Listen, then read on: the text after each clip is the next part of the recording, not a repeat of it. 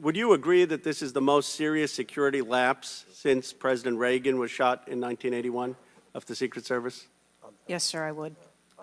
And, do you know what Stuart Knight did when he was in charge at the time of the Secret Service? Do you know what he did afterwards? He remained on duty. He resigned. He resigned. And Stuart Knight was not a Democratic appointee or a Republican appointee. Look, I'm not questioning your judgment. I just don't think this is partisan. If you have an assassination attempt on a president, a former president, or a candidate, you need to resign. That's what Stuart Knight did. He was a Republican appointee, and he took responsibility.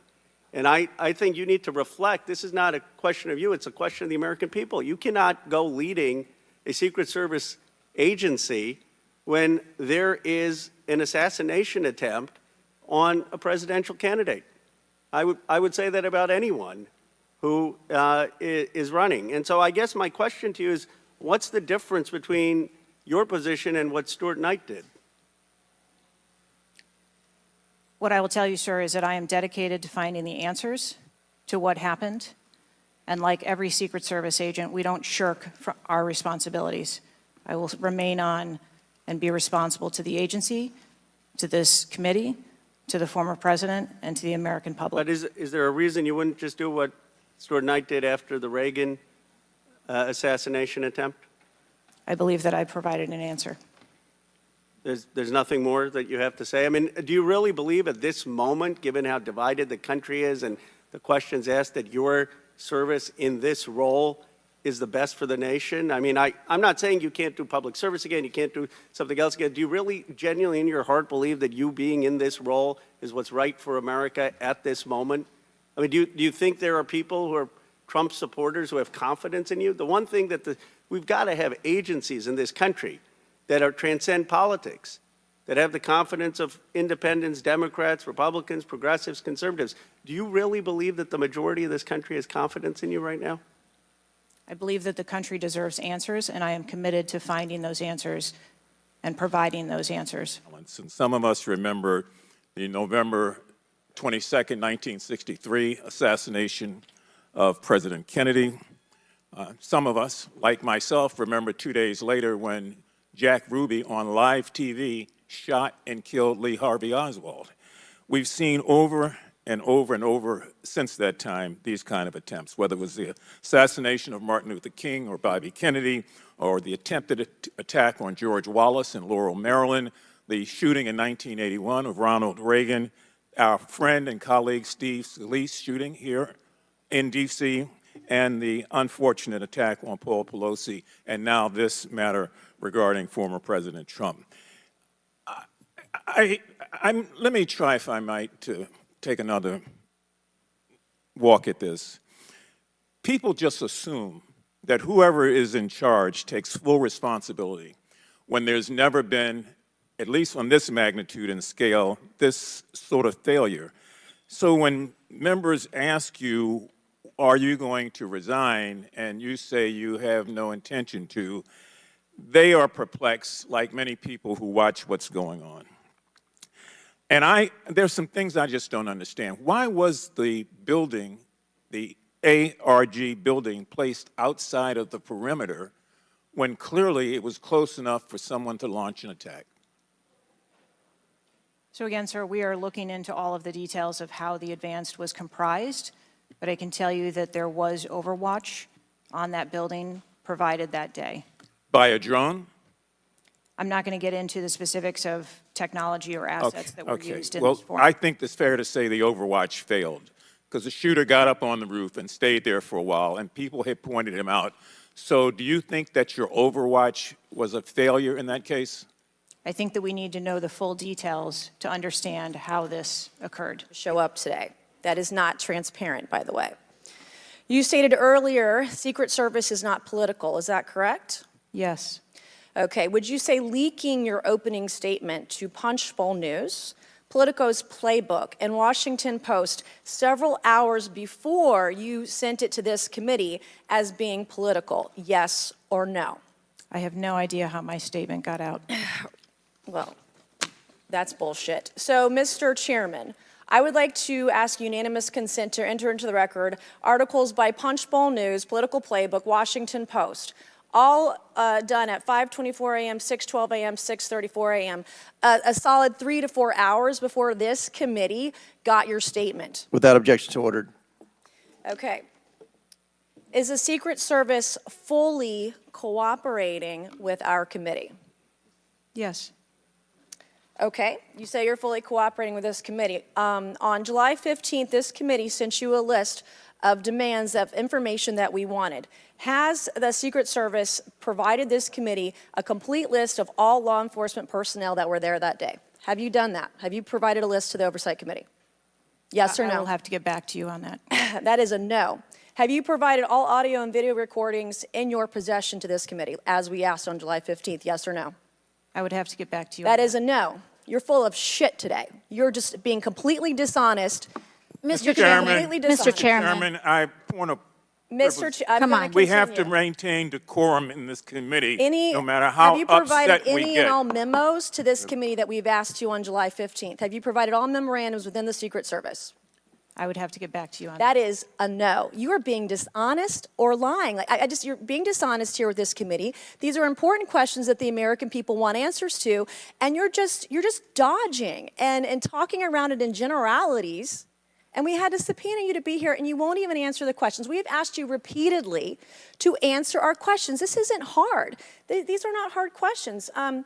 Have you provided us all communications from the Secret Service related to that day and that rally? Have you provided this committee? We've asked for this information on July 15th. Have you provided any of this information that this committee has asked of the Secret Service? Any of it? I'll have to get back to you. Have you even read this letter that we sent you? Did you even read this? Yes. Okay, and you have said you don't know, you have no idea. Well, the answer is no. We haven't gotten a single document or piece of information or data from you or your agency in related to the rally that we have asked you for. So, was this attempted assassination of Donald Trump a failure of training or execution or both? I think that those are answers that we need to examine. Training, execution, or both? Which one? I think those are answers. All right, we need to determine. how many Secret Service personnel have lost their jobs due to this colossal failure? At this time, none. Our building. So you said, do you remember in an ABC interview you did that you didn't have people on the roof of the AGR building because you were worried about safety because of the slope? I recall that statement. Okay. Does the Secret Service have written policy you can share with us about slope roofs? No. Okay. So why'd you act like there was one? Because is it your practice to comment on enormous events of enormous national implications when you're ignorant of the facts? That's rhetorical. So here's this thing with the slopes. You go all the way up to like 1812, you can go to a 112, which is about as flat as you can get without it being completely flat. And you're saying that there was a danger, safety concern there, but the problem is, Director, you put your counter snipers on a 312 roof, which is steeper than the 112. And by the way, the 112 is ADA compliant. You can build a ramp for a wheelchair on a 112 roof. So these are nothing but pathetic excuses, and they make no sense, and they're a bunch of cow dung. All the law enforcement I've spoken with over the last 9 days are amazed that the AGR rooftop was not secure. And you want to know why? Because it's dangerous. I have never had any long gun training in my life. I own an AR-15, and last time I shot it one time my whole life. It was 6 years ago. That is until Saturday, where we recreated the events in Savoy, Texas, where we recreated what happened in Butler. I was lying prone on a sloped roof at 130 yards at 6:30 at night. And I knew that he had a scope. I didn't know what kind, red dot or magnified. So I shot 8 rounds from both. You know what the result was? 15 out of 16 kill shots. And the one I missed would have hit the president's ear. That's a 94% success rate. And that shooter was a better shot than me. It is a miracle President Trump wasn't killed. Corey Comparator's life is over because that damn shooter made it on the roof. And it wasn't the roof that was dangerous. It was the nut job on top of the roof. You know what else is dangerous? I believe your horrifying ineptitude and your lack of skilled leadership is a disgrace. Your obfuscating today is shameful. And you should be fired immediately and go back to Garden Doritos. Mr. Chairman, I yield back. As soon as the counter sniper identified that individual, they were able to neutralize them. How were people in the crowd? Okay, then let's just take it this way. People under your command did not consider him to be a threat, yet people in the crowd knew he had a gun and considered him to be a threat. That means that you are a complete failure as the director of the Secret Service, that people under your command don't perceive a man laying on a roof with direct line to the president with a gun. They don't perceive that to be a threat, yet the people in the crowd do. How is that possible? That's the last question, but please answer the question, Ms. Director. I'm not certain at this time how the information from the people in the crowd was relayed to any law enforcement personnel. No, you knew, that everyone knew. The people there knew that there was a danger. They knew there was a threat to President Trump, and it was allowed to happen. Was there a stand-down order, Ms. Cheatle? Was there a conspiracy to kill President Trump? Absolutely not. Then how did this happen? And why are you still sitting here not turning in your letter of resignation? Last question, but please answer, and then I'll recognize Ms. Presley. Please answer that question. That is what we are investigating to determine. We're waiting for your letter. We are waiting for your letter of resignation. And you want to take accountability, right? The buck stops with you, right? I am taking accountability. Super. Then let's start with trying to answer some questions. You keep referring to the FBI. When asked how many shell casings were on the roof, you referred to the FBI.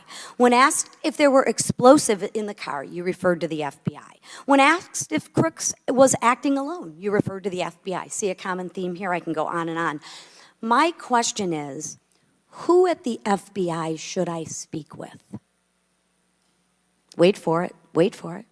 The FBI is responsible for the criminal Is there a name?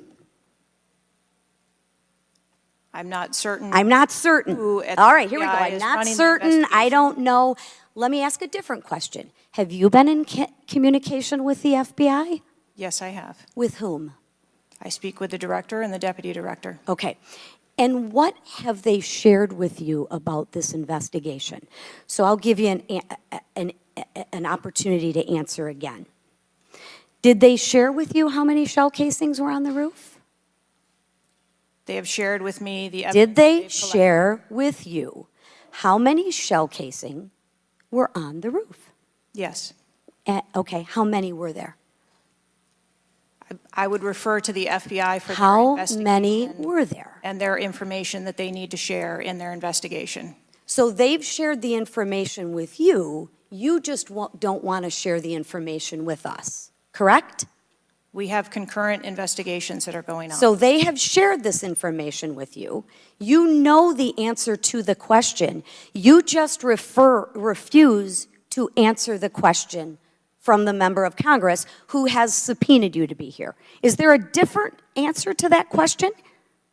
I was always willing to come here and testify before this oversight hearing. Beautiful. Then let's Wasn't a- do that that. was Let's necessary. for once have your actions match your words. So you've been in communication with the FBI. You know the answers, and you refuse to tell us the answers. So I will ask you again. You know how many shell casings were on that roof. What is the answer to that question? I think it's pertinent What to talk. is the answer to that question? I think it's pertinent to talk to you about the information that the Secret Service has and that the Secret Service knows related I'm to the asking events you on an that day. answer to the question. If you're supposed to be in charge, if the buck stops with you, how come you can't share the answers? What are you covering up? What are you hiding, my friend? I'm not covering anything up. Then why can't you answer a simple question? I would leave it to the criminal investigation to answer questions related to that. I submit to you, if you can't, and it's not a can't, it's a won't. It's not a can't, it's not a I don't know, it's a I choose not to answer the question. Well, let me tell you, Ms. Cheatle, if you're gonna lead, you need to lead. If you wanna be in charge, then answer the question or step aside and have someone with the courage and the guts to answer to the American people the questions that they deserve answers to. And with that, I yield back. Ms. Cheatle, you said that the buck stops with me, and I agree. I don't think you should resign. I think you should have been fired. Ma'am, you are a DEI horror story. I've told my daughter multiple times, my wife and my daughter, we talk to her all the time about how she's going to succeed in life. She'll succeed in life by achieving. Ma'am, you have not achieved today. You've let the American public down. If it was up to me, you'd be gone. As a result of that, I'm asking you to formally step down. I share my same opinions as my Democrat colleagues. And I also think that your efforts to bring forward a full investigation and report in 60 days is unacceptable. And as a result of that, I'm going to do everything in my legislative toolkit to ensure that that happens sooner rather than later. And I'm sure that you know that we brought a vote on inherent contempt against Garland for essentially blocking a congressional investigation, and I don't think that you should be any different. So I will say that I am just completely disgusted by your performance today, and I understand that you're probably in a position where you're being told not to testify, which is why we had to subpoena you. I think that goes back to Garland. But again, that is part of the flushing that we need to get out of Washington, and I would be happy to assist in that process. Chairman, I yield the rest of my time. Representative Boebert asked earlier about using encrypted apps that you said you have not used, I guess, Signal. Have you used any encrypted app to communicate from your personal device? I do, on occasion, use encrypted apps to communicate. So you use some form of an encrypted app to communicate with people within the federal government, with local law enforcement? Whom are you communicating using the encrypted apps?